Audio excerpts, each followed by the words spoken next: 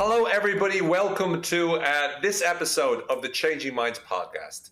And today, my friends, those of you listening, those of you watching, lucky enough to see three extremely handsome gentlemen staring back at you from the computer screen, this is a very, very exciting day. Why? Because I'm interviewing two very dear friends of mine. These are the two Adams, Adam Ashton and Adam Jones, who have written a book called The Shit They Never Taught You.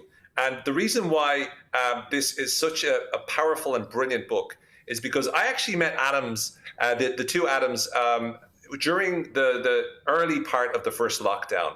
And we got connected and we were talking on a Zoom call. And I'd been a fan of their podcast. Their podcast, What You Will Learn, is a phenomenal podcast, one of my favorite podcasts that I listen to all the time. And what happens is the two lads break down all of these books, professional development books, personal development books, psychology books. They break down all of the books. They've done hundreds now at this stage. And they give you wonderful reviews. The two of them with their personalities, it's like having a chat with a couple of mates with a few beers, and they really break everything down into really clear, practical advice. And not just like the tidbits, but also share some of the most fascinating stories. Such a brilliant podcast. Cannot recommend it enough. And so in doing so, in talking to the guys, turned out they were working on a book. And when I heard what they were planning to do with the book, I got super excited. Now, all of you will know, well, those of you who know me will know I'm a total fucking nerd. When it comes to it, I love reading, I love books, I love drowning myself in information. It's what I love to do. I buy too many books. I've got like a chronic addiction to them. But the problem is there's not always enough time. And so what the lads do in their podcast is saves a lot of time. Now, most of the ones that they do in their podcast, I would have read, but there's a number of them that I haven't. And instead of reading them, if I don't have the time, that's where the first place I'll go to. I listen to them describe it and outline it for me. And even the ones I have read, it's also really valuable because it helps me see the book in a different way. But this book that they've just brought up, it is absolutely incredible. The Shit They Never Taught You is a compilation of about 115 books. That's it. 115 books. Which are on all different areas, from philosophy to psychology to business to finance. It's spirituality. There's so many different insights that you can get in them. And every chapter is a different insight. It's a mammoth book. It's more than 600 pages. It's, if you hit someone with this book on the head, they will go down and they won't get up. That's the other way to do it as well. But I have to say, this is the best value for money of any book I could possibly imagine. And I'm not exaggerating there. If you want a book that is full of wisdom, this is the best book out there. It's more expensive than normal books, but it has if you think about it, it's saving you what you would spend on 115 books. It is exceptionally good. I can't recommend it highly enough. It is an incredible gift to give people, and it is launching very, very soon in the middle of June. We'll get exact dates from the lads. But I just wanted to give that big introduction because, to me, this is one of the most important, most useful books out in the field today because it brings together so much wisdom from so many geniuses. And I hope whenever they do a second edition or whenever they do a future edition, I'll write something worthy enough to get into that. But until then, definitely need to get your hands on it. It's the best book you could possibly buy in terms of the amount of wisdom per page. So without any further ado, because I know I've done a bit of ado there, but it's all been justified. I'd like to say hello to the two lads. How's it going? Adam and Adam, great to have you on again on the Changing Minds podcast. Owen, thanks so much for having us back. Thanks for all that ado at the beginning there. There was a fantastic rev up. I think you did a better job than we ever could of selling the book. It was a massive project. It's a massive book, and we're glad that you enjoyed it. You're very welcome. And look, from my point of view, obviously you guys joined me on last year's podcast in season 2. For anyone who hasn't heard that, check that one out as well. And I want to make sure that we're not going over too much of old ground because we covered a lot there, but we've still got so much to talk about. And so with this book, and let me just grab the copy, right, just to make sure. So with this book, as you can see, everyone, it's packed. Look how big it is. Oh, it smells good. You know what it feels like? It feels like I'm in an infomercial now. But what I'd love to start with, lads, is to hear from you. What was the process like? Because there's a lot of people out there listening right now that have in their mind they'd like to write a book, right? I'd love you to go through all the specifics you can about the journey of writing this book, bringing it to fruition, self-publishing it, all that sort of stuff. Yeah, thanks so much, Owen. I think it begins 5 years ago when we started the podcast, and we started, with our love of books, going through the summaries on the podcast. And with that, we started writing notes. And as we started growing an audience, people were interested in our top 50 books of all time. So if anyone on this podcast has read the link up, where the idea of you get an MVP as your initial product and you can iterate from there, we naturally or unconsciously built an MVP in this top 50. And then from there, we did another iteration where we went to do a top 100 books of all time. This is going back, say, late 2019. And, it was like what Elizabeth Gilbert speaks about in her book, Big Magic. We did have this moment of inspiration, right? Like we thought, all right, this is our book. We've always wanted to write a book together. Maybe this is it. And with that inspiration, we finished our first iteration, which was the top 100 books of all time. And thankfully, Owen, we sent that to you and a whole bunch of other different people.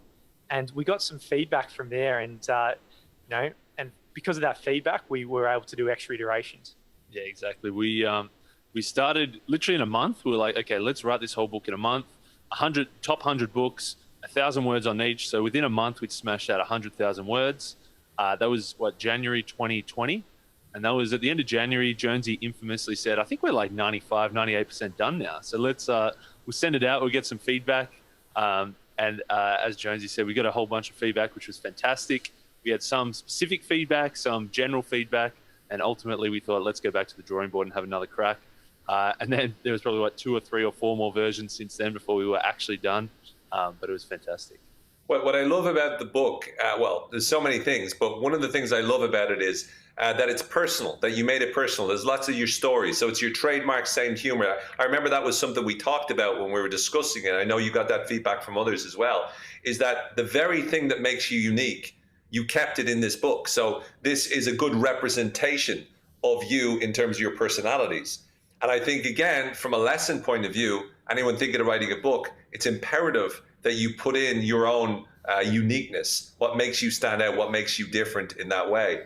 So talk to me a little bit, if you can, about the process of, it's one thing writing a book. What about the process of actually taking that fucking 100 pages or 100,000 words that you wrote, or 120,000 words, and transforming that into a book? How did that journey go for you? Yeah, that was a huge change. Initially, it was very much a raw, very, dry, boring book summary style, where we had 100 books. Here's the summary of the book. It was quite dry. It was quite boring, admittedly. And that's where we thought, okay, well, the feedback was twofold. One, it's a bit dry. It's a bit boring. Can you spice it up a bit? And that's where we thought, well, let's add some of our stories. Let's add some of our gags. Let's add some of the stuff that we would do on the podcast that makes it more enjoyable, more entertaining. So we made it almost the written word version of us talking on the podcast. And then the second big piece of feedback was we just, our 100 was our personal ratings from 100 down to 1, which meant you'd have a business book, and then a philosophy book, and then a career book, and then a self-help book, and then a history book, just all randomly from 100 down to 1. And people said, well, if I like Malcolm Gladwell, I don't really like Jared Diamond. Or if I like career stuff, I'm not really that interested in leadership stuff. Or there'd be, different people said, is there some way you can group these together? So that was the other big change, was trying to group the raw book summaries that we'd done into more logical groups. So we'd have a lesson on how do you get your career kicked off, a lesson on how do you negotiate a pay rise, a lesson on how do you start a business. So we'd take clumps of 3 to 5 books and put them together into one lesson. And as the iterations went on, toward the end, we use a metaphor in the introduction, when you're trying to deliver a lesson, it's like building a house, right? So you got your bricks and your mortar. And I'd say the first iteration where we're just delivering the bricks, just the dry lessons themselves. But what's really important, and I think we hung shit on the idea of stories early on in the podcast, but over time we learned how important they are to actually lodge it into the brain, right? Because as a Homo sapien, our species, we remember stories, and that's how we communicate it in. And, having those really fun and lighthearted stories, pop culture, drawing from movies, whatever it might be, and then delivering the lesson within that, those later iterations when we had our own spin and our own style of storytelling, that's when I think we landed on the final iteration where we hit the mark with what we're trying to do. Brilliant. And so then tell me then moving forward from there, right? So you wrote all this shit first, then you rewrote it, added more of your magic in, rewrote it, added more until you came to a point where you're like, this is good. Number one, it's written the way we want it to be written. And number two, it's categorized in the most effective way for it to be written. So the next step is, what do you do once you have that done? What about all the practicalities of transforming a book? How did you decide, for example, to go self-published versus mainstream publisher? Because I'm sure with the podcast and all, you would have easily gotten a publisher. So why did you decide to go down that route? And then also, what were all the different little bits and pieces between planning the launch and the marketing and all that sort of stuff? What was all that like? If you can give us some insight into it. I think it's going to be a bit of narrative fallacy here. We're going to probably have a very neat loop about how we, came up with our decisions. We did have conversations with a bunch of people on the self-publishing or trying to find a publisher path. So, there was a few different reasons why we went down the self-publishing. One of them being, the profitability of when you're trying to sell a book. That if you've got a publisher, what they give you is getting you eyeballs. So if you get into bookstores, publisher gets a fairly decent chunk of the profits, but they get you in front of people. But for us, because we've worked so hard building the podcast, we've got an eyeballs, we've got the audience. So it made more sense for us to go self-publishing and not have the middleman or middlewoman publisher taking the lion's share. So, that was part of the reason. Another part would just be the extra effort in finding the publisher, trying to pitch it to them. We probably would have got one in the end, but who knows? And how busy we were writing the book, it would have taken a chunk of our energy and time towards that side of the deal as well. I think another big part is we probably wanted full control. I don't know if this is a book that a normal person would actually do. 684 pages, 170,000 words, massive hardback. As he said, it would put people down and keep them down if they accidentally got whacked on the head with it. So I think a normal, sane person probably wouldn't have gone that route. So probably if we were working with someone else, they would have said, don't do this. Whereas we sort of said, no, we sort of want to do it our way and have full control over it. I'm really glad you did, by the way. I think you made so many of the right decisions in taking this to fruition. So then, again, getting back to the practicality. So then what? You look for a copy editor, someone to edit your shit. You look for someone to typeset it. You decide what format you want the book to take. What about all that process? What was that like for you? Yeah, that's a good point, actually. Yeah, there was a lot of different people. We were lucky because we really had no idea. Going into it, we'd type the words onto Google Doc, but we didn't know what came next after that. We were lucky that Jones has got a great mate who's one of the best designers in Australia who did the book cover and the art direction of the inside of the book itself. So he's got some nice elements in there that make it look awesome. So just different big big pages to break up where the different lessons start and end. So that was sort of the first step was how does it actually look? We also had someone who listens to the podcast who was also an editor. So then she was able to, I guess, again, she knew what we sounded like on the podcast. She knew what we were sort of going for. So it wasn't like we were getting an independent third-party person to come in and edit and say, you guys are shit ass. She knew what we were going for and she could help us get there. And she fixed up a lot of our messiness, which was awesome. We got someone to typeset it. We got our podcast producer did the audiobook version for us as well. So we were lucky that we had a lot of people that already knew what we were going for to help us turn our raw stuff into a real book. What about getting it up on things like Amazon and getting it onto Audible and all that? Did you guys do that? Did you have someone else that did that for you? Yeah, we did it, and it was quite easy, I'd say, in the sense that we just use Ingram Spark, which basically you upload it. We can, from there, they just distribute it to all the different online retailers.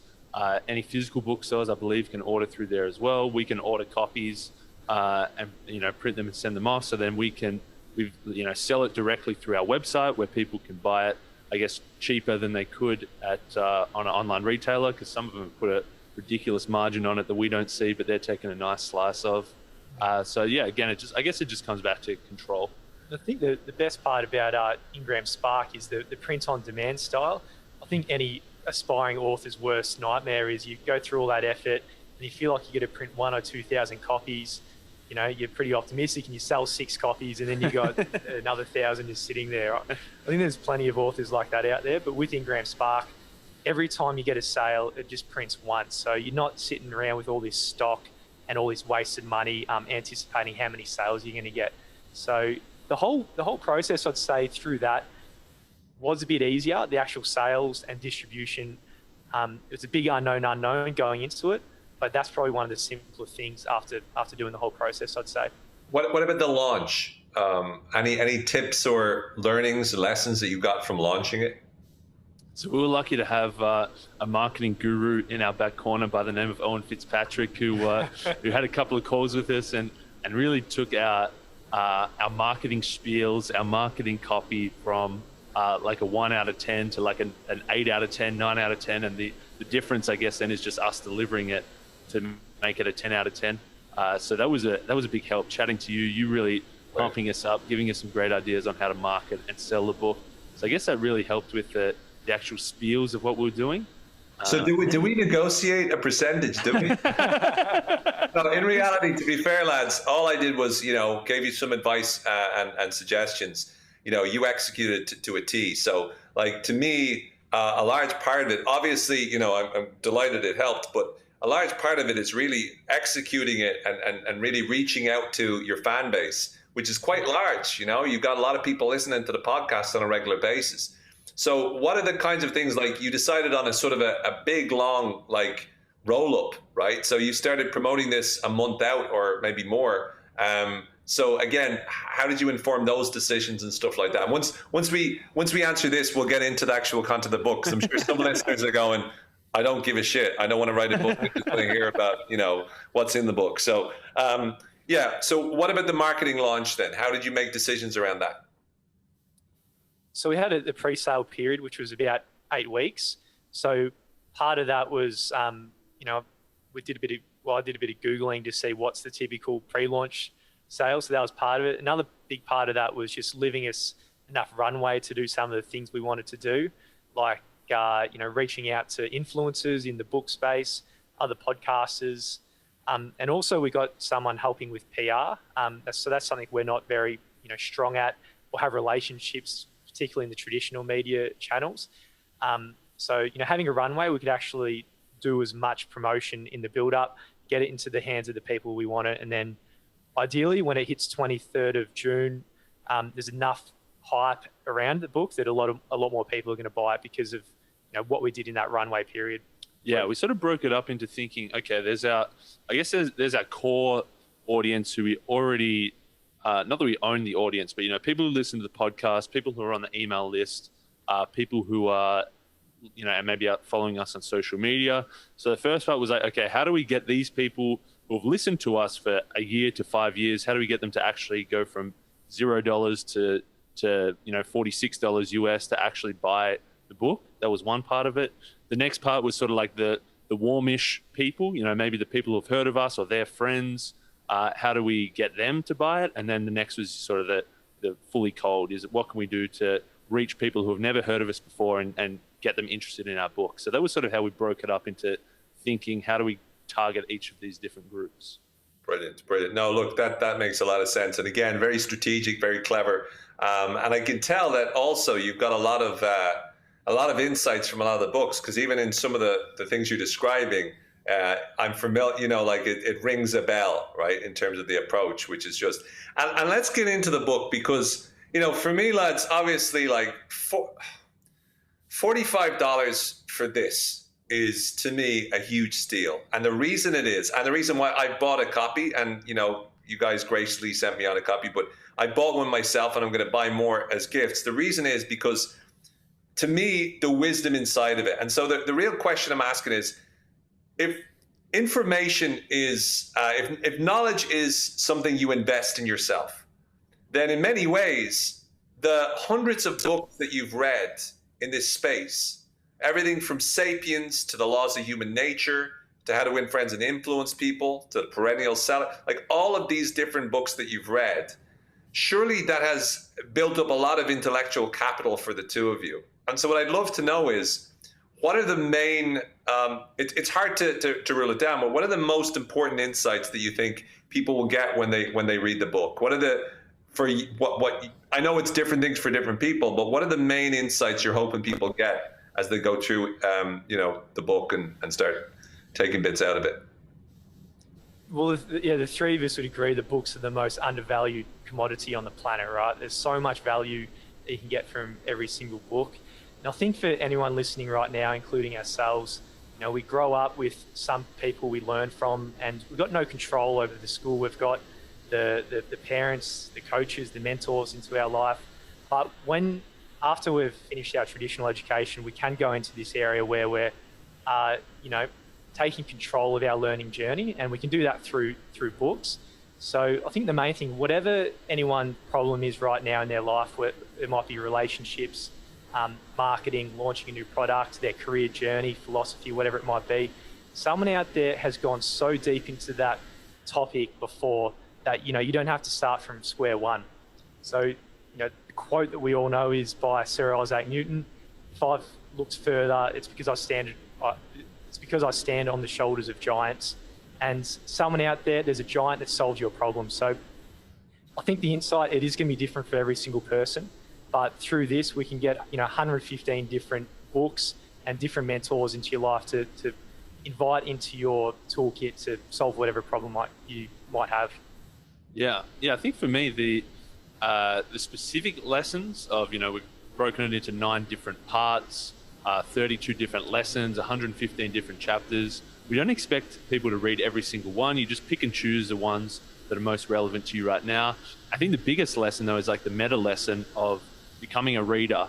As Jonesy said, books have got the answer to pretty much any problem you could ever have. So it's like, if you can take this, get inspired, get a little taste of 115 different books, and then realize that books could be the answer, then I think that could be a massive lesson for people to go out there and start buying and reading more books. Love it. So what are the authors that come out at you? If someone said, no, which kind of authors are in this book? And I'm not saying your response that you would say in terms of what everyone would be familiar with, right? Because then you would go, okay, Tony Robbins, Seth Godin, whatever. But for you, who are the best kind of authors? I'm deliberately being, as vague as possible so that I'm not nailing you down to one.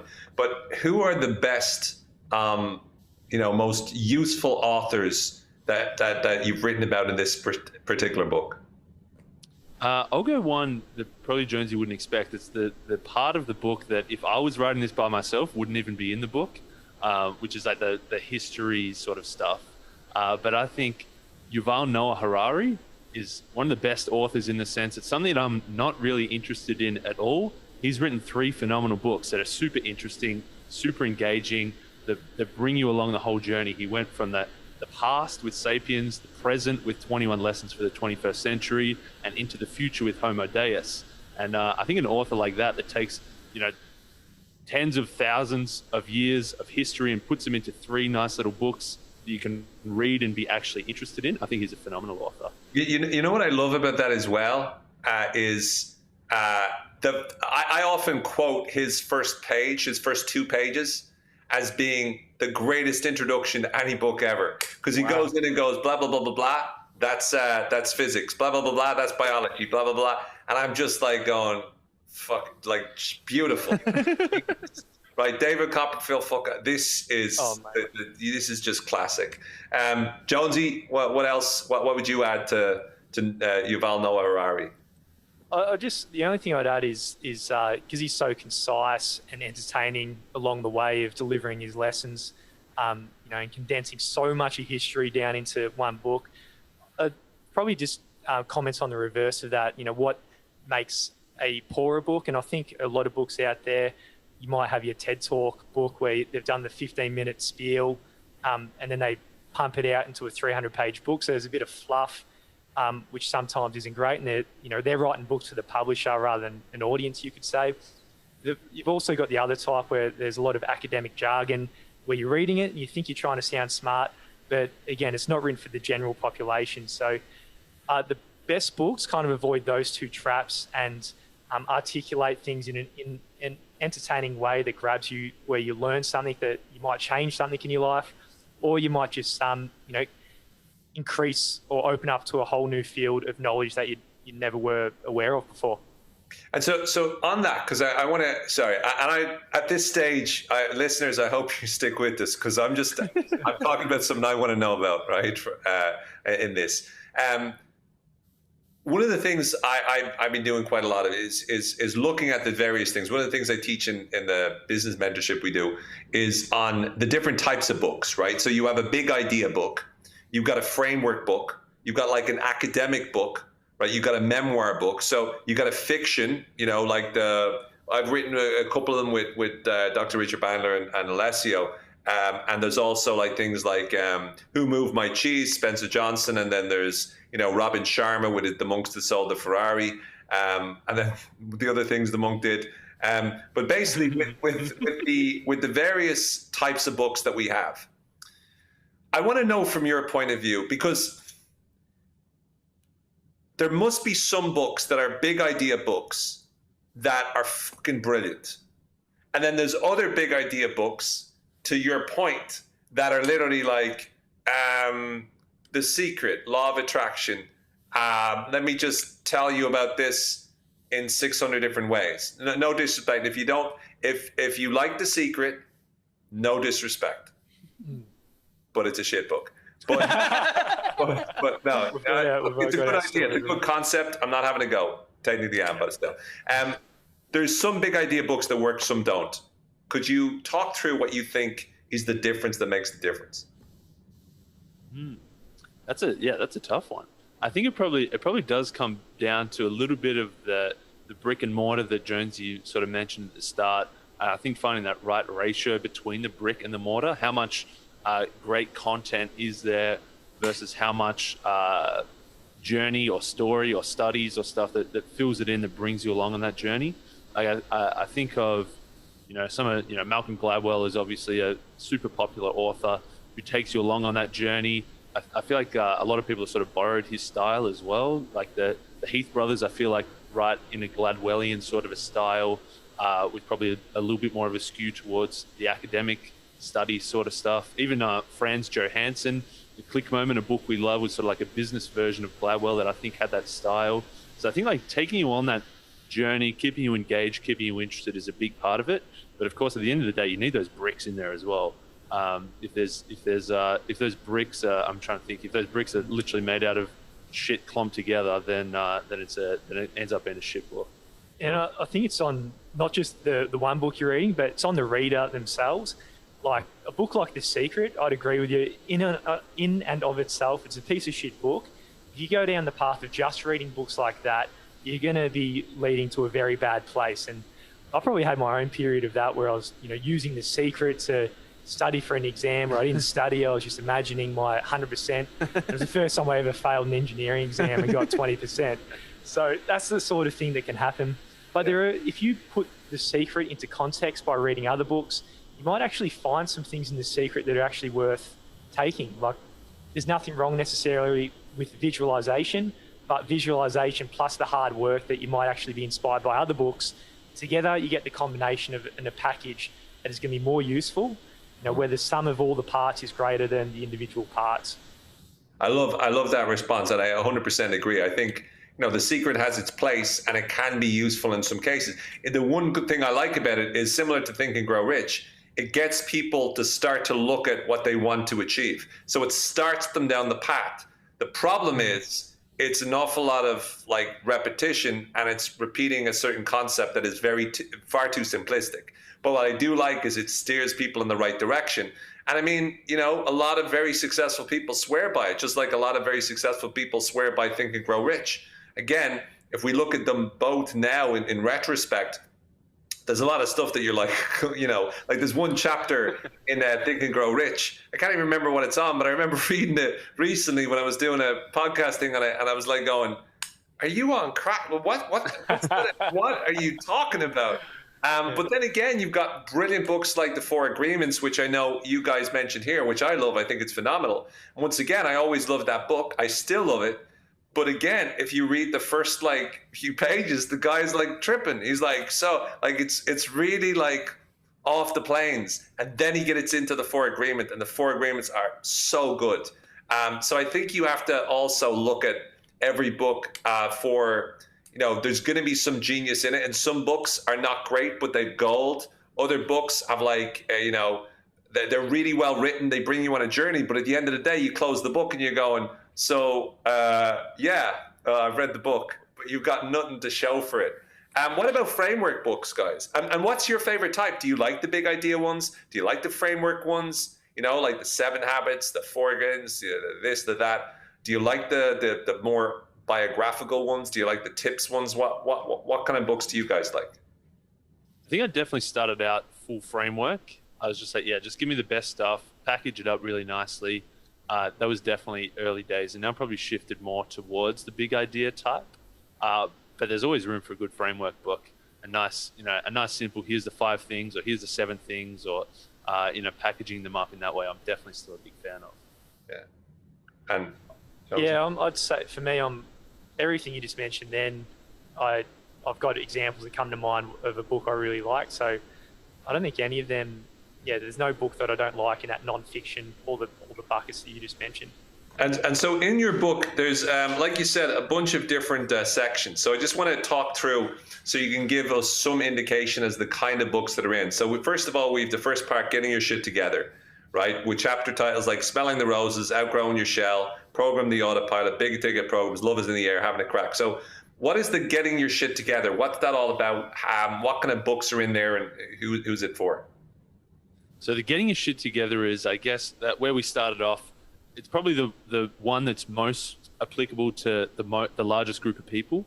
It's your more, I guess, what you said, your more general personal development, self-help stuff.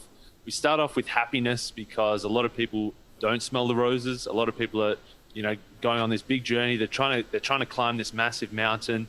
They're looking forward to getting to the top, but they're not stopping to smell the roses along the way. So we started off with that chapter because we just thought that that's something that a lot of people are missing. We go into the things like the mindset, 7 Habits of Highly Effective People. They're clumped into Outgrowing Your Shell. We do a lot of habit stuff.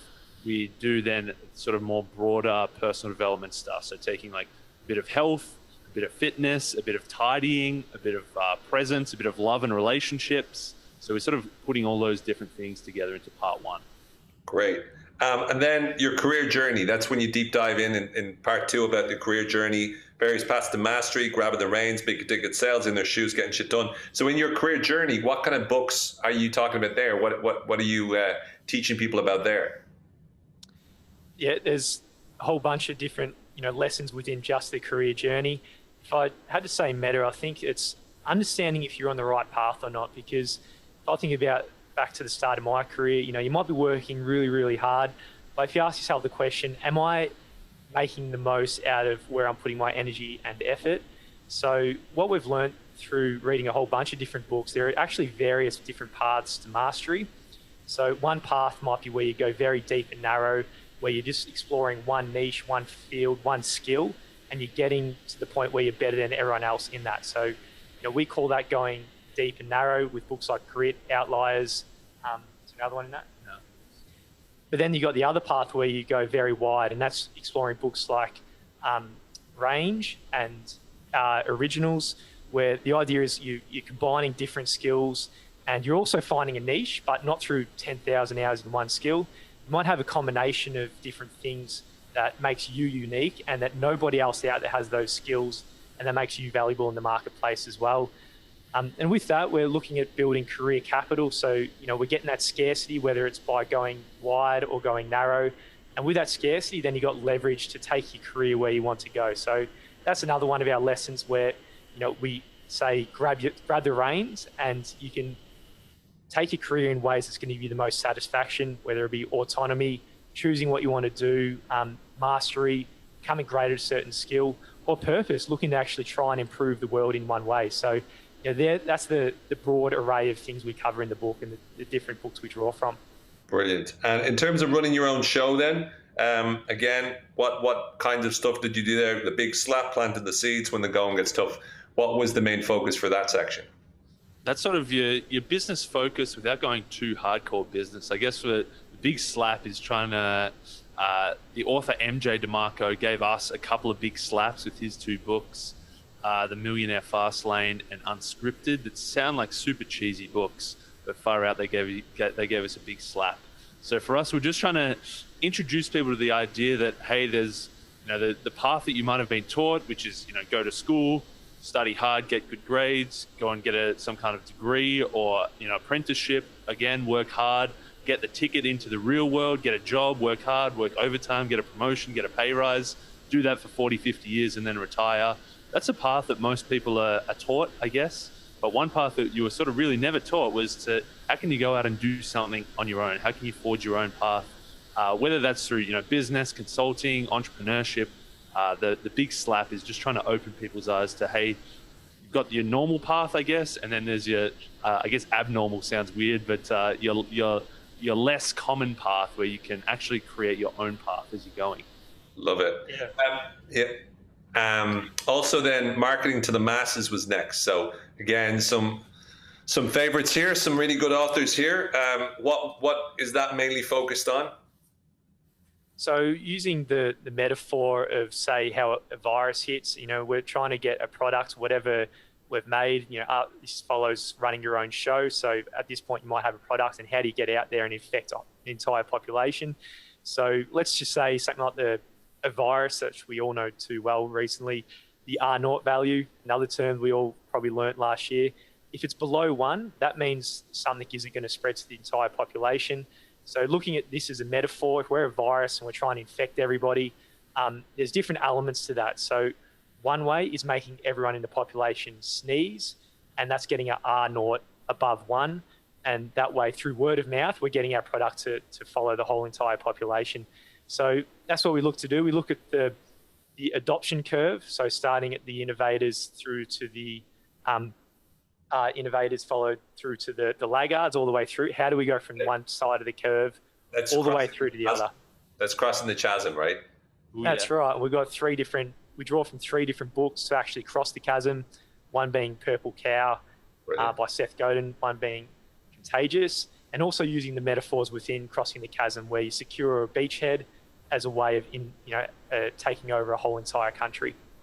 Love it. Top Dog Toolbox is part 5. What's that about? Leading a team, games of strategy, and 1 + 1 is greater than 2. Guys, your maths, right? I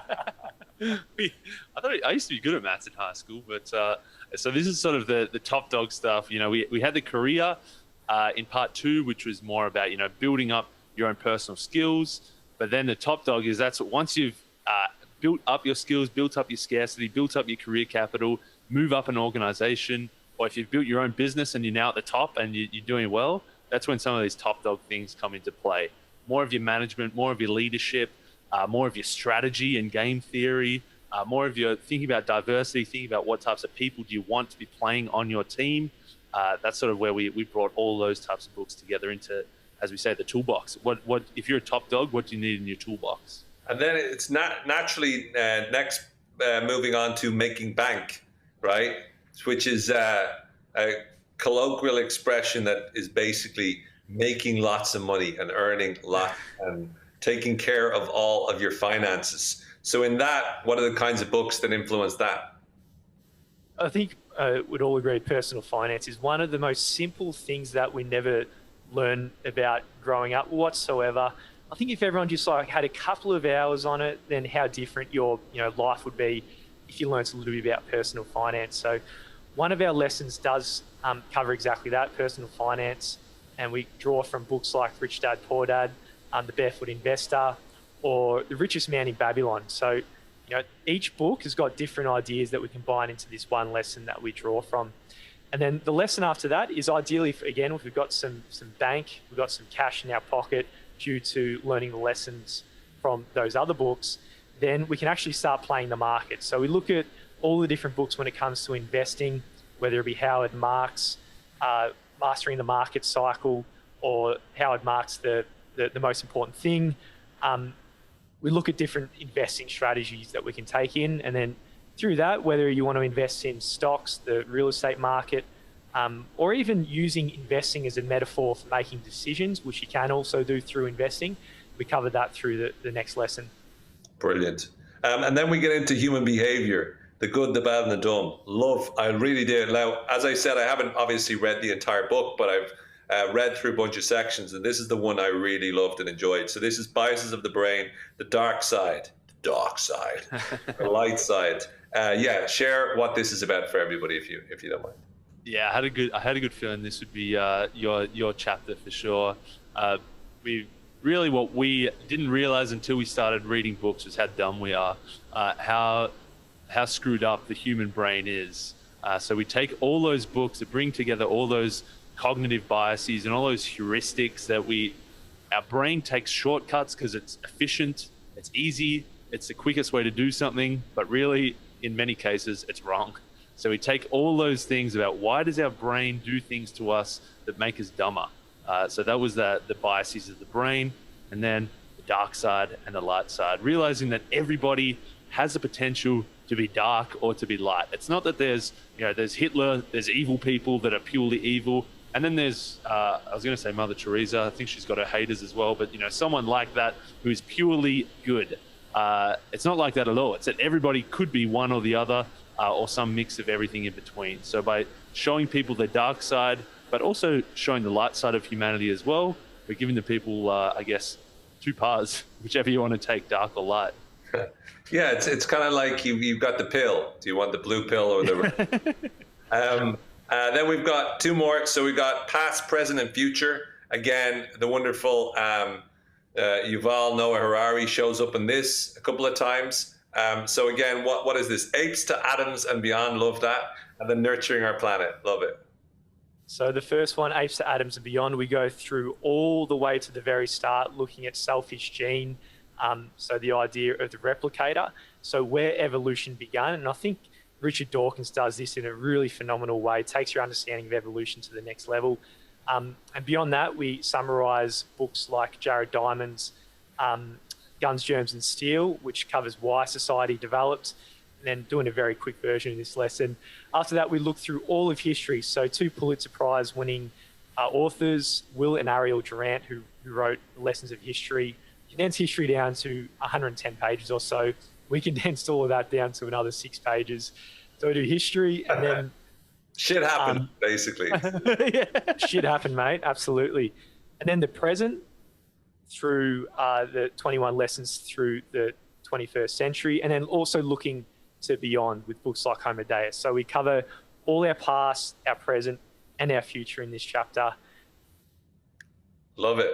And then we have, again, the final one, non-wanker philosophy, which was good because, we're sick and tired of reading wanker philosophy. So non-wanker philosophy is ancient wisdom, winter is coming, love it, little nods to all the Game of Thrones lovers over there. And then the good life. So again, what kind of books do you have in that? I think for us, before we sort of started our own reading journey, our own personal learning journey, we just thought philosophy and philosophers were people with turtlenecks and long grey beards, sitting in caves pondering the big issues of life that really have no impact on how we live our life day to day. That's what we thought. We were very, very wrong. We realized that philosophy is actually vitally important, and it's probably not what you think in terms of the real wanker philosophy that we thought was out there. There's plenty of that, but we managed to find some non-wanker philosophy. We took a bit of Chinese wisdom with Lao Tzu. We took some Mexican wisdom with Don Miguel Ruiz. We took some Western wisdom with Jordan Peterson. And then we looked at a bit of Stoic philosophy as well throughout to think, how can we live the good life? What are some of the things that we can do every single day, a shift in our behavior or a shift in our thinking to make our entire lives better? Brilliant. So what is your, couple more questions before we finish up, guys, if that's okay. What's your favorite part of the book? That was a good test to go through all 9 parts. I'm glad we remembered everything, which was good. I think my favorite ones from a content creator perspective, I guess, were some of the lessons where we put even more of our own spin on it. So say like the habits books. There are so many freaking habits books out there, and they're all good. They've all got all really good little bits and we sort of tie them together into one overarching framework, saying this is what habits are. Here are a few different strategies. You can pick and choose which one works best for you and go for it like that. I also like the various paths to mastery, where we took some books and clumped them together of saying, hey, if you want to pick one thing and go narrow and deep, this is one strategy. Here's another strategy where you can go wide and clump those books together. Another lesson I liked was the investing one about the couch potato versus the hot shot. So I guess what I'm saying is the ones that I like the best were the ones that we put more of our own personal spin on it, and sort of formed something completely, borrowed all these different ideas and formed something completely new of our own. Love it. Jonesy? Yeah, my one's to be slightly different, Ash. I think this is where we combine well in writing the book. Our brains operate very differently, so where we combine, we've got a different take, and our center of gravity will be in a slightly different part of the book, and put extra effort into different areas. I'd say where this lesson won't be for everyone, but around that Apes to Atoms and beyond, it's just the amount of scope that was contained in all those books and summarizing it, condensing it down into parts where we didn't sacrifice too much of what the original author was trying to get to, and be able to do that in one lesson is probably the lesson I'm personally most proud of us actually getting to the very end of. But I'd say just the whole entire book, every single lesson, we through each and every single iteration, I think we got to the point where we couldn't do any more to it. There's nothing more to add. So yeah, really proud of the whole book, Owen. I think we're just talking offline about this being the best possible product that we could have made with what our potential is right now in the world. Look, lads, you know me. I'm pretty much always shooting straight with you from the very first time we were talking. And when we were talking about one of the earliest iterations of the book, and I can honestly say I'm so proud to know you guys and to be fans of you, and to finally have a book that you've put together all of this wisdom in it. To me, I know you were saying at the beginning that people should, this is a book that you can pick and choose and you can go in, but I honestly believe if you're out there, if you're interested in professional development, personal development, psychology, philosophy, or business, if you're interested in improving your life, my recommendation is don't just take bits and pieces. Read it from cover to cover. It might take you weeks. It might take you months. But I can guarantee you'll be so much smarter. You'll be so much happier. You'll have so much of a better life if you do that. So again, well done, lads. Brilliant job. Really, really delighted. And this is something that I'm going to use to hurt people and to help myself. So it's a dark side and light side. Hit him over the head and then help him off the ground. So that's exactly it. It's like, read this. This will change your life. No, but really, I know what it is to write a book. This is bigger than any of the books I've written. The longest I've written, I think, is 110, 120,000 words. So 160 or 108, whatever it was, ridiculous amount. 680 pages. There's so much good in this. So again, well done, lads. Those of you out there, where can people get their hands on the book? Where do they need to go to? I think if you head to theshittheynevertaughtyou.com, it'll take you to our podcast page. We've got all the links to buy the book. Or if you're still not yet convinced by that spiel we went through, you can also download the free introduction, where you get the first chapter for free at the very bottom of the website there. And I think that will give you a good taste and a good overview of to what's to come and help you make your decision to buy the book. Brilliant. And when is it launched? June 23 is the official launch day. If you buy before June 23, not only will you get the bigger 680-page hard copy, you'll also get the 30-plus hour audiobook for free as well.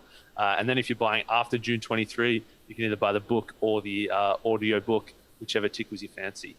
Brilliant. Excellent. So it's, again, theshittheynevertaughtyou.com. It is a wonderful book by Adam Ashton and Adam Jones, who are also the creators of the amazing podcast, What You Will Learn, also something to check out.